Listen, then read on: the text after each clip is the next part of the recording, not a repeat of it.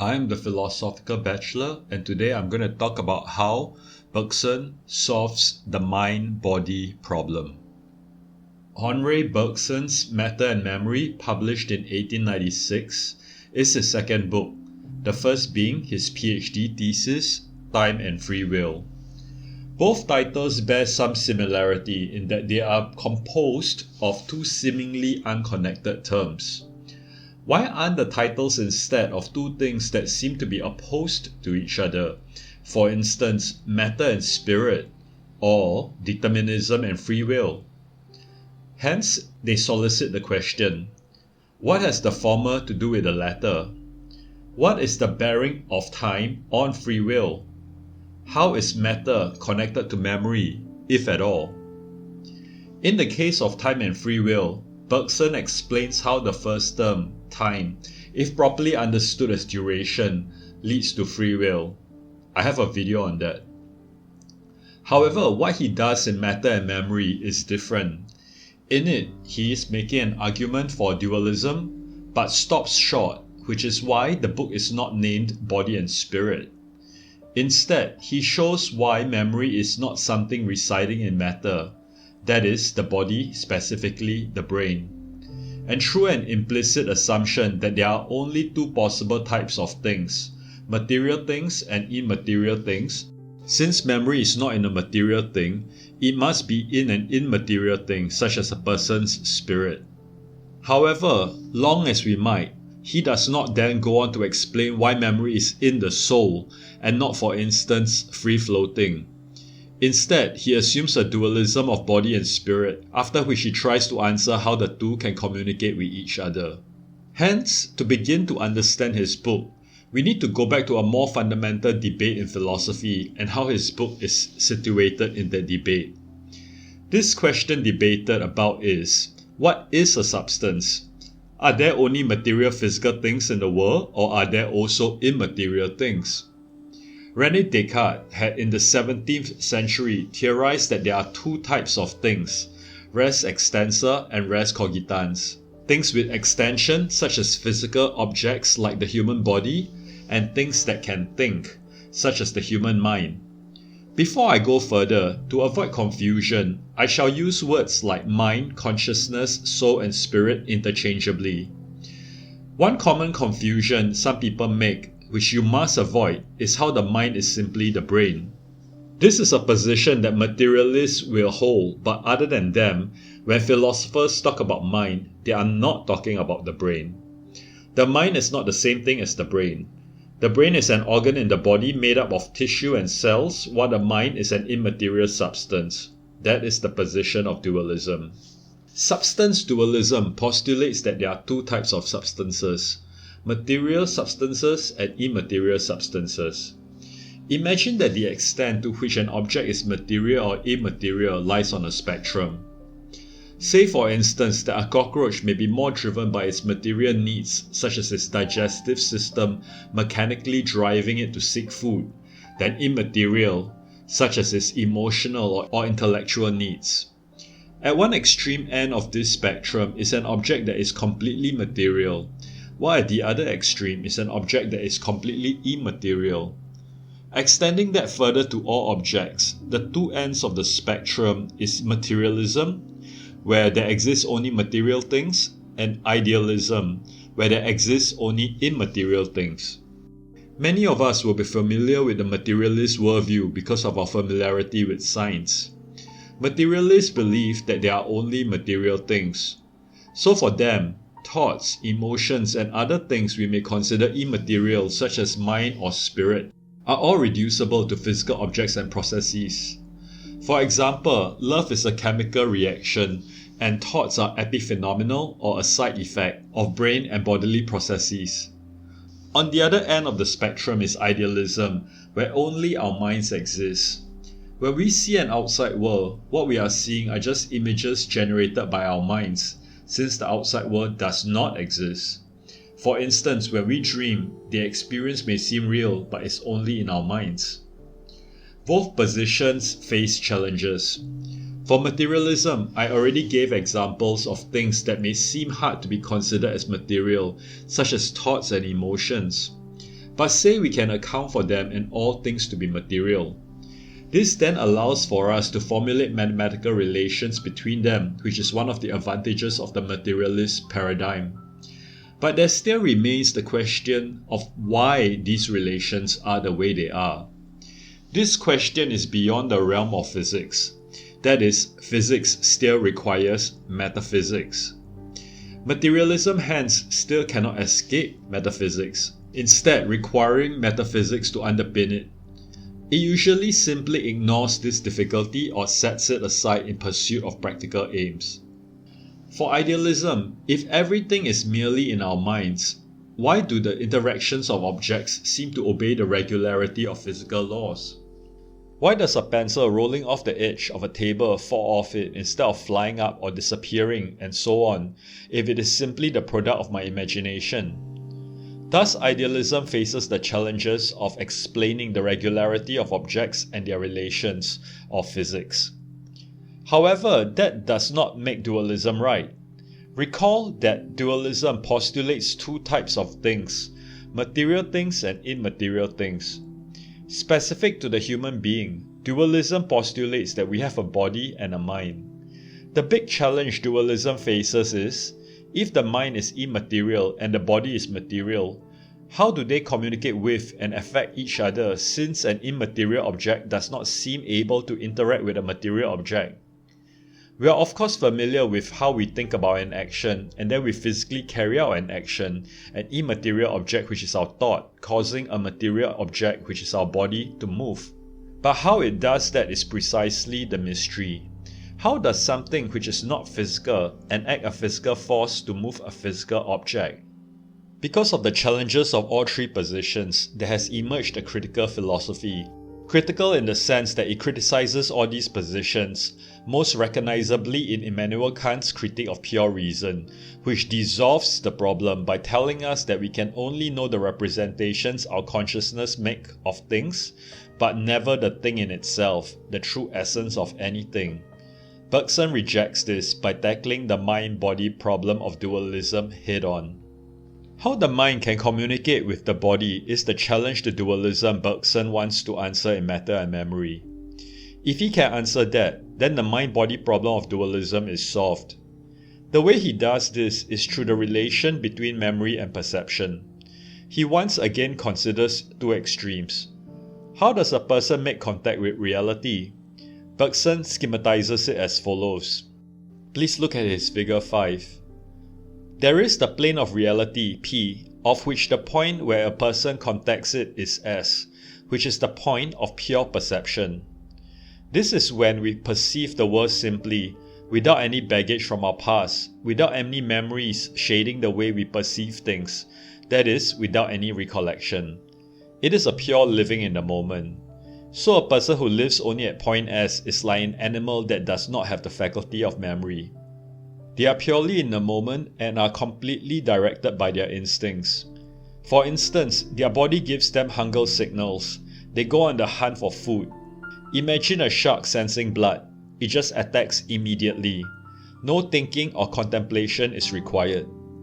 Then there is the other extreme end, a plane AB, which he depicts as the top of an inverted cone. This is where our entire memories, which are recorded continually according to the specific time of its occurrence, is. If a person lives in that plane, he is living in the past, like in a dream. So AB may be a state when he is asleep and dreaming.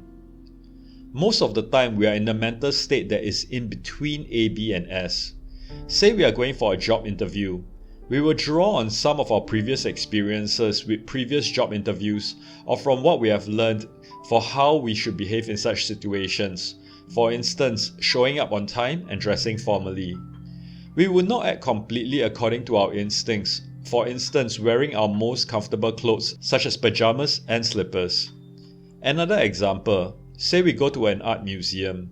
When we see a work of art, say a Picasso, we may draw on our previously acquired knowledge about how to appreciate abstract art and our previous experiences in such museums. So we talk about the brush strokes, the pigments, and concepts like cubism which he pioneered. Our experience of one of his paintings, say Guernica, is then informed by these ideas compared to if we were looking at the painting with completely naive and innocent eyes, the way a child may see it. The child may see a violent cartoon, while the informed adult may see and feel the agony of innocent civilians and animals suffering from the tragedy of a war that has come to their small village. Their emotional response is completely different because the adult has drawn on her knowledge of art, war, and suffering when viewing the piece, which then changes the way she experiences it compared to the child. Imagine if the two viewers of the painting were instead two bees, which for argument's sake is always only in the moment, that is, permanently at point S when awake.